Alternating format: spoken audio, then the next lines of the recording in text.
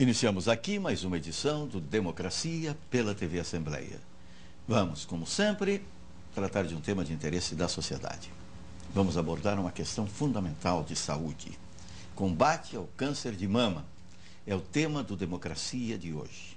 A Assembleia Legislativa, permanentemente preocupada em estar ligada às preocupações, reivindicações da sociedade, realiza um painel sobre a saúde da mulher, prevenção e combate ao câncer de mama.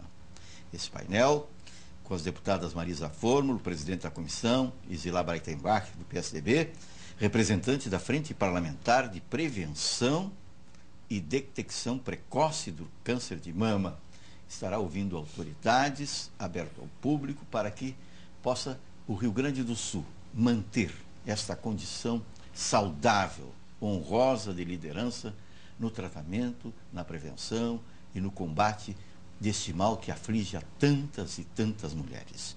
Por isso trazemos ao Democracia de hoje convidados especiais que estarão discorrendo sobre esse tema, conversando com o telespectador, levando suas experiências, informações, seu conhecimento para a formação daquilo que se chama massa crítica, para que possa a reflexão do telespectador fazer com que a conclusão seja exatamente aquela que se espera: prevenir, evitar, para não ter que combater com muito sofrimento este mal.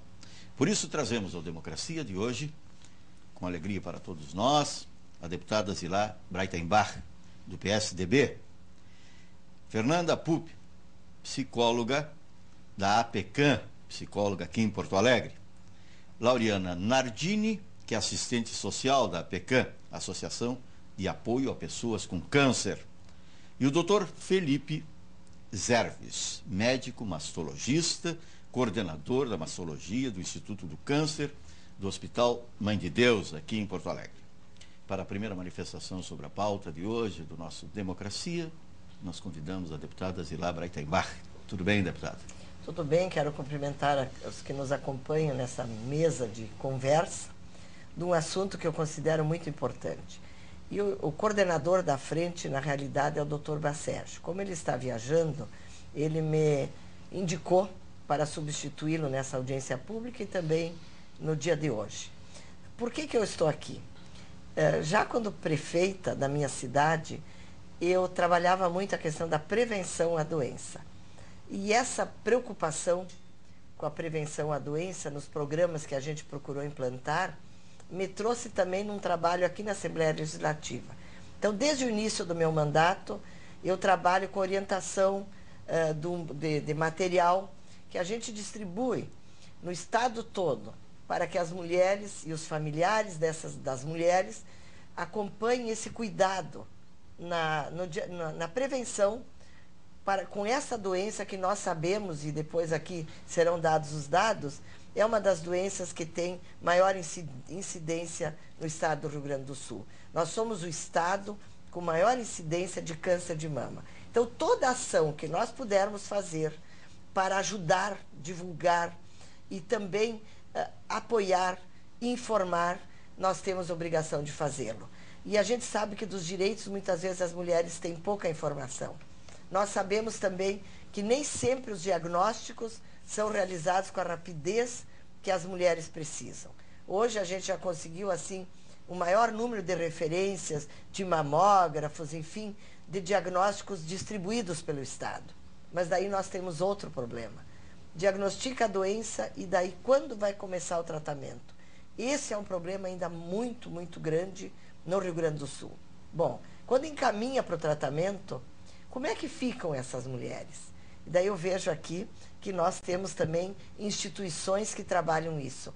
Como é que ela enfrenta a doença com a família, com ela mesma, na questão assim da autoestima, nas dificuldades que ela tem de enfrentar uma doença que muitas vezes ela poderá ter cura, mas nem sempre é a cura que a gente consegue.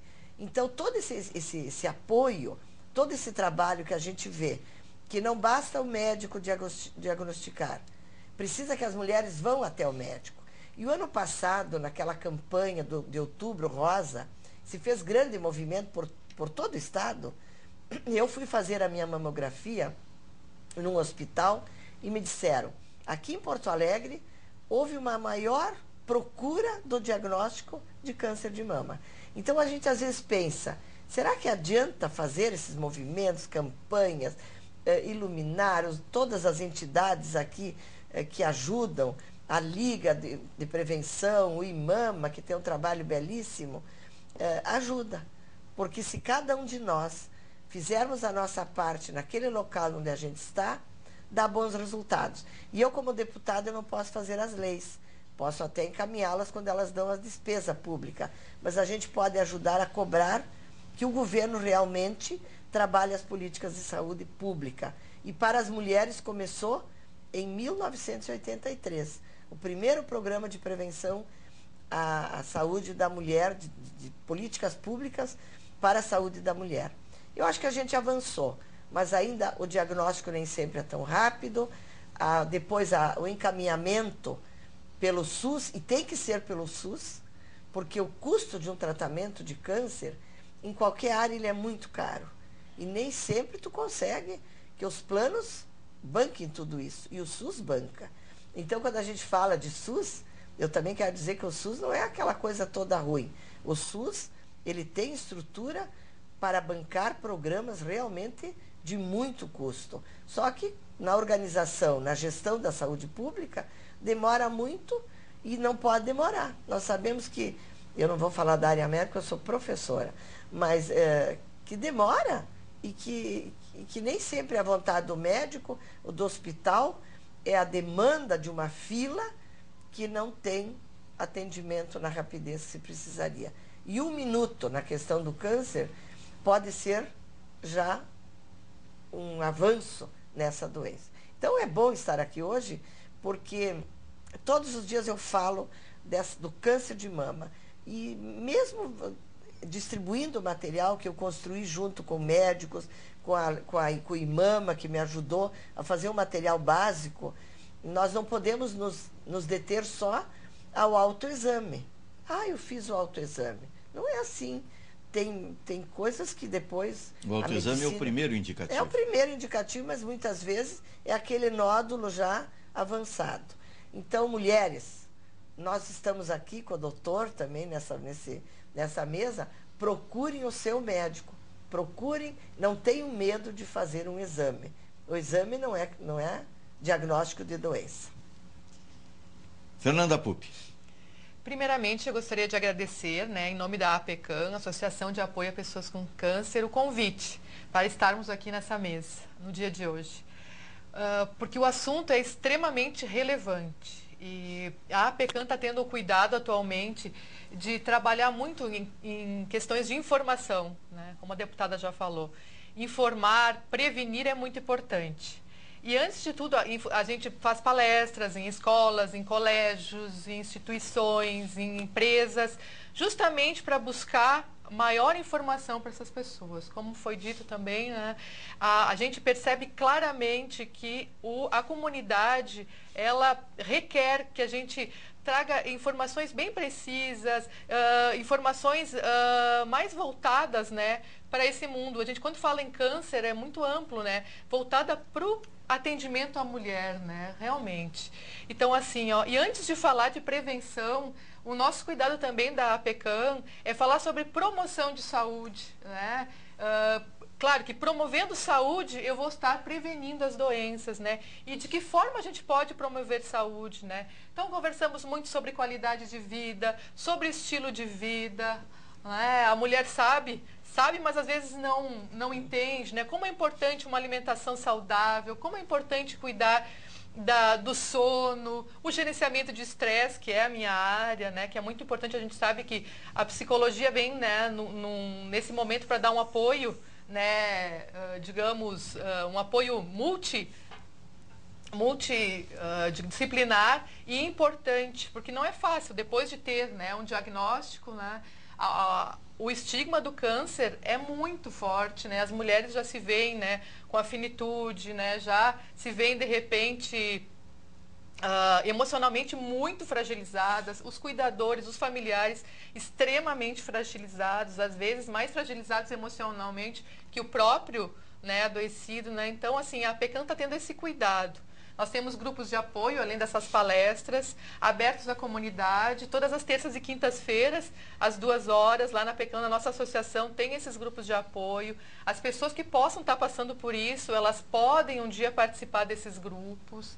Né? Tem um olhar diferenciado para esse momento difícil sempre é importante, né? Não é difícil, são tratamentos longos, às vezes, que o doutor vai poder falar melhor sobre isso. São tratamentos longos, invasivos, mas se a gente tiver apoio, às vezes psicológico, né? A gente poder entender melhor o que está passando conosco, né? Nesse momento tudo fica mais fácil. Né? Então a PECAM está aí para contribuir nessa área da psicologia, nesse âmbito. Lauriana Nardini. Bem, eu também gostaria de agradecer, né, a participação no programa em nome da PECAM. E assim, o serviço social, na verdade, ele contribui, né, nas questões da entrada desse paciente, como ele chega na instituição. Geralmente, essas pessoas, elas encaminhadas muito dos hospitais públicos, como a gente atende pessoas em situação de vulnerabilidade social, exclusivamente, assim, mais voltada à questão da baixa renda. Isso também não impede, claro, que pessoas que tenham uma renda maior possam nos procurar em função, né, da questão da informação, dos grupos que acontecem na unidade, mas é voltado mais a um público mais carente, né, aonde existe muita falta da informação, né. A gente tenta então levar essa informação muito para essas comunidades, né, que não tem muita informação. A informação ela é importantíssima. Então, a gente busca, através dos nossos usuários e das suas famílias, levar muito a questão da informação e também, como a gente sabe, né, que a sociedade ela tem faz um movimento. Então, nesse momento que as pessoas buscam essa ajuda, esse apoio, né, a gente procura não fechar essa porta, porque é nesse momento que eles estão precisando, que muitas vezes eles recebem alta do hospital e falta esse apoio, né, a essas pessoas que buscam uma palavra de conforto, uma ajuda, até mesmo material que a gente acaba fornecendo no período, assim, em exemplo, assim, os suplementos alimentares. Embora, né, consiga através da saúde, mas acaba demorando um tempinho para ser liberado. É nesse período que a PECAM entra para dar esse apoio material, né? Por isso que é uma associação de apoio, né?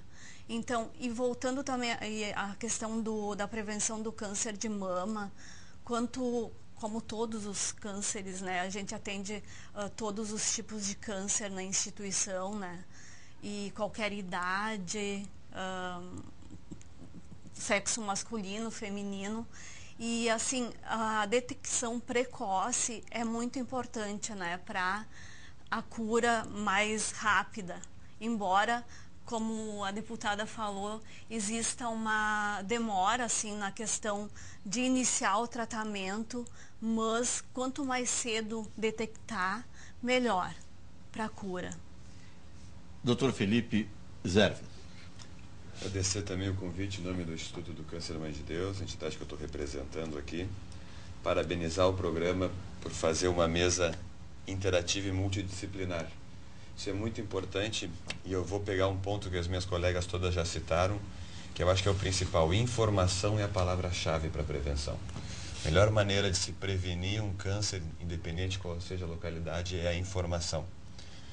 Nós temos que combater o medo e a falta de informação, porque muitas vezes as pacientes não procuram os programas de prevenção que são tão disseminados por medo da doença, não sabe o que está acontecendo, não sabe o que vai acontecer. Então isso é de extrema importância. E esse nosso encontro multidisciplinar ele mostra como é hoje o tratamento da doença. Não só a prevenção, mas depois do diagnóstico daqui por diante, é de extrema importância esse conjunto de pessoas tratando uma paciente. Nós estamos tratando um indivíduo, nós não estamos tratando um câncer de mama. E para tratar esse indivíduo eu preciso de apoio multidisciplinar. Assistente social, psicólogas, enfermeiras. Dentro do grupo médico existem mastologistas, radiologistas, oncologistas clínicos, radioterapeutas, cirurgiões plásticos. É um grupo muito grande para fazer o quê? Para fazer com que essa paciente seja cuidada da melhor maneira possível. Porque dali por diante, com certeza, a sua vida vai se modificar. E às vezes isso parece um paradoxo. Tem muitas mulheres que depois do diagnóstico do câncer de mama, elas têm uma mudança para melhor na sua vida. Porque o câncer de mama, felizmente, é uma das neoplasias com maior possibilidade de cura. Por isso que se bate tanto na prevenção, no diagnóstico precoce, devido à grande possibilidade de cura. E muitas pacientes te informam depois, passados alguns anos da doença, mudei a minha expectativa de vida, mudei como eu enxergava a minha relação com meus familiares. Claro que ninguém vai desejar ter uma doença para fazer isso, mas a gente pode aproveitar isso para melhorar a vida também. E esse nosso programa eu acho que é interessante para informar as pacientes que elas têm sim que procurar, têm que fazer a prevenção chamada, a gente chama de prevenção secundária. Infelizmente nós não temos muita coisa para fazer como prevenção primária. O que é prevenção primária? Eu tomo um medicamento e eu evito a doença. Como se toma aspirina infantil para tentar evitar problemas cardíacos e vasculares. Não existe uma coisa muito efetiva para prevenção primária em relação ao câncer de mama na população geral. O que a gente faz mais é chamado de prevenção secundária, que é detectar a lesão precocemente, através da mamografia, como bem falou a deputada. A deputada já citou o nosso estado, junto com o Rio de Janeiro e São Paulo, nós somos os campeões no Brasil junto com eles. A nossa capital, Porto Alegre, é disparado a capital com maior prevalência da doença. Nós temos estimativa de 2012 do INCA, 125 casos de câncer para cada 100 mil mulheres. A média no Brasil é 51 casos de câncer para 100 mil mulheres. E no estado nós estamos com 81 casos. Por isso que é tão desenvolvido aqui o debate. Os nossos grupos de ONG são tão desenvolvidos e os grandes hospitais desenvolveram núcleos justamente para tratar desse tipo de doença. Nós estamos com Democracia. A partir de agora teremos a conversa dos nossos convidados sobre este tema, notadamente sobre esse encontro aqui na Assembleia Legislativa do Estado, onde depoimentos importantes da Mayra Calef, presidente do IMAMA, da nossa colega jornalista Rosane Marchetti, estarão contribuindo para isso que é fundamental, a informação, a postura adequada que devem ter todos quanto à prevenção, ao diagnóstico precoce. E por isso, aqui na intervenção do doutor, uma pergunta é obrigatória. Tudo são causas e consequências. Por que o Rio Grande do Sul tem essa posição de prevalência indesejada? Seria o tipo de alimentação uma das causas? Não se tem uma definição exata. São várias. Talvez a principal seja a nossa ascendência europeia, caucasiana, onde tem uma prevalência maior de doença do que a ascendência africana ou asiática, por exemplo. Uma das explicações. Uma explicação que muito quer se dar, muita carne, pouca verdura. Teve um debate muito grande durante a semana numa publicação de Harvard, dizendo que o câncer ocasionava a carne em excesso, ocasionava câncer, etc. e tal. Teve inclusive um programa nosso gaúcho que teve um debate muito grande nessa semana mesmo, com pesquisadores gaúchos que tinham publicado alguns anos antes um estudo demonstrando que isso não era correto. Que talvez essa informação de Harvard seja devida ao tipo de carne que eles comem nos Estados Unidos, e principalmente nos embutidos, salames, etc. É uma alimentação diferente. E a nossa alimentação de carne não teria tanto problema. Eu gostei muito de uma intervenção de um nutrólogo, que ele comentou o seguinte: nós temos que ter parcimônia para qualquer tipo de alimentação. Então, podemos comer carne? Podemos comer carne. Talvez não comamos a gordura da carne, não comemos em excesso, temos que comer verdura, frutas, etc. Isso é uma das causas, talvez. Não explica essa diferença tão grande. Não explica porque Porto Alegre tem muito mais que o resto do Rio Grande do Sul também. Isso talvez seja explicado pela municipalização da saúde. O que significa isso para o público em geral? A paciente de Pelotas, se ela tem um problema de câncer de mama, ela tem condições de ser tratada em Pelotas, ela não pode ser tratada em Porto Alegre. Agora, se ela eventualmente deseja ser tratada em Porto Alegre, porque confia mais no hospital de Porto Alegre, por exemplo, e tem uma familiar que mora em Porto Alegre, ela pode dar o endereço de Porto Alegre e ser tratada aqui. E a incidência de Porto Alegre cresce muito comparada com o resto do Rio Grande do Sul. Porque não teria por que ter 81 em 100 mil no Rio Grande do Sul e 125 em 100 mil em Porto Alegre. Nós não temos uma diferença. Um movimento migratório do interior para a capital. Provavelmente. O que acontece via de regra com as ambulâncias do interior. Exatamente. Existem alguns e os tratamentos centros. são realizados também interviagens. Já existem alguns centros, assim, ampliou essa descentralização. Com certeza. Que eu acho que a gente tem que trabalhar na saúde por isso, descentralizar. Por exemplo, na região que eu moro, Ijuí é uma referência hoje em oncologia. Só que o que eu ouvi ontem, num município de uma outra região, nós não fazemos o tratamento aqui, porque os equipamentos são muito antigos e na cura a gente sai lesado com a cura. Então, eu não sou da área, não entendo isso. Então, buscam, como o doutor Felipe falou, vir a Porto Alegre, porque aqui os equipamentos são melhores, de primeira geração, lá de última geração, são mais específicos, a qualidade da pesquisa é melhor e tem essa rede de apoio também, que muitas vezes no interior ainda não se formou tudo isso. Mas eu acho que a descentralização é importante. Quem mora no interior sabe o que é transportar um paciente 1000 quilômetros entre ir e voltar com doença para vir fazer um tratamento de rádio, de químio. Então é complicado e deixa, claro, a pessoa mais fragilizada. Eu considero que teria que se fazer uma pesquisa do porquê, eu acho que isso é importante. Eu entendo que Porto Alegre é porque se concentra. Um centro de convergência? De convergência. E a rede de proteção à mulher, já tem homens com casos também, né, raros, mas tem. A proteção essa à mulher eu acho que é fundamental. Você se coloca assim numa cidade bem pequenininha, lá morando no interior ainda. E você vai para casa com diagnóstico e ninguém sabe nem direito como é que faz, o que é. E parece que ela se insere naquele mundo sem nada de apoio. Isso é muito duro e difícil. Eu queria até falar sobre essa questão, né, da etiologia, as causas do câncer. Existe assim um mito, né, que a gente percebe nos acolhimentos que eu faço psicológicos, né, os porquês, né? Mas na verdade, atualmente, né, o doutor está aqui até para explicar isso. A gente já sabe que o câncer é multifatorial, né? E muitas pessoas têm o mito assim, olha, eu não tenho ninguém que tem câncer na minha família, minha avó não teve, minha mãe não teve, eu não vou ter. E é uma inverdade, não é verdade? Porque o câncer é multifatorial, são muitos fatores. Né? E só o fato, como eu disse antes, de estar cuidando de si, né, de aprender a cuidar de si. A mulher, ela tem uma doação de ser cuidadora e às vezes ela não cuida de si. Então, isso até é uma ação que a gente está fazendo esse mês na APECAM, é cuidar de si, uma prova de amor à vida.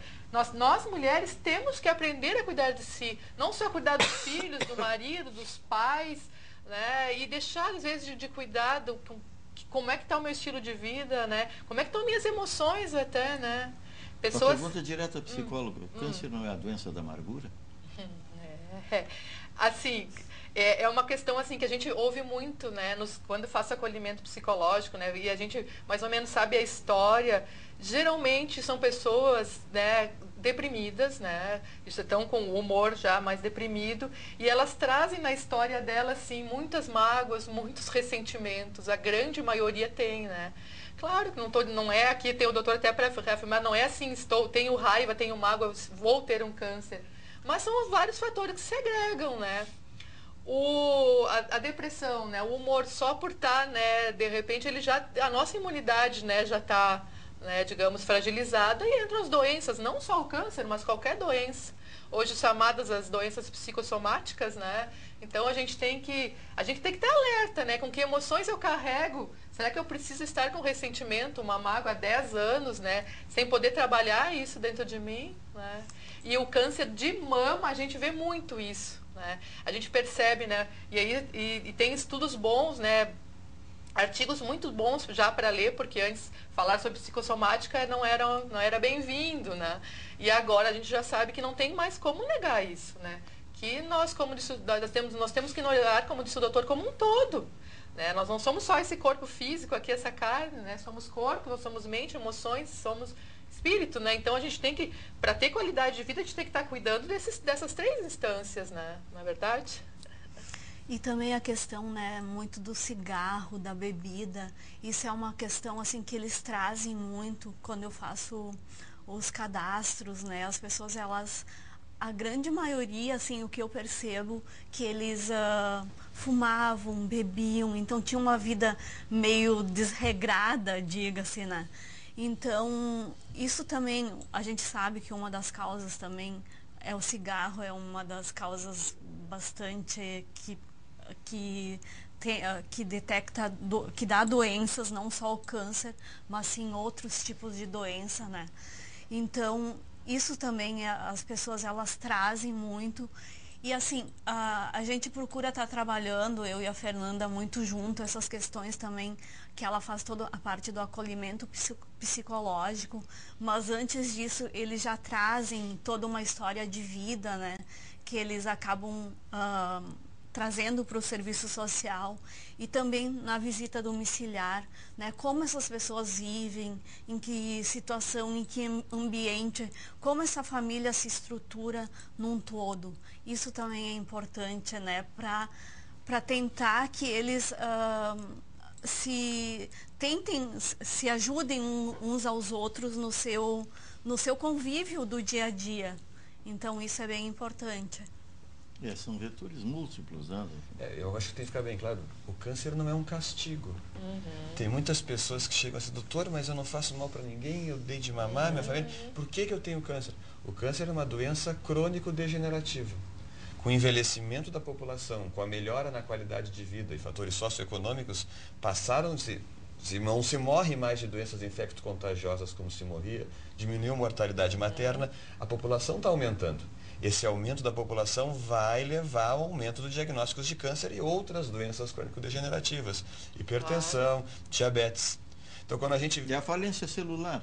Exatamente por isso. A gente vai ficando com um corpo mais velho, vamos dizer assim, não está mais tão imune a essas doenças como a gente estava. Esse é o problema da relação com a depressão. Por que a depressão vai causar câncer? A depressão diminui a tua imunidade e isso talvez a longo prazo facilite o aparecimento de certas doenças. A ausência de exercícios. Nós estamos chegando ao final do primeiro bloco da Democracia e retomaremos o programa com essa conversa a partir do Dr. Felipe, aqui conversando com os telespectadores, e essa interação entre os convidados. É importante que se diga que a prevenção é fundamental, o diagnóstico precoce. Mas é importante também que as pessoas deixem de lado aquilo que estigmatiza, o medo de pronunciar. O câncer é apenas uma palavra. Rigorosamente, não é uma sentença de morte, não é a finitude.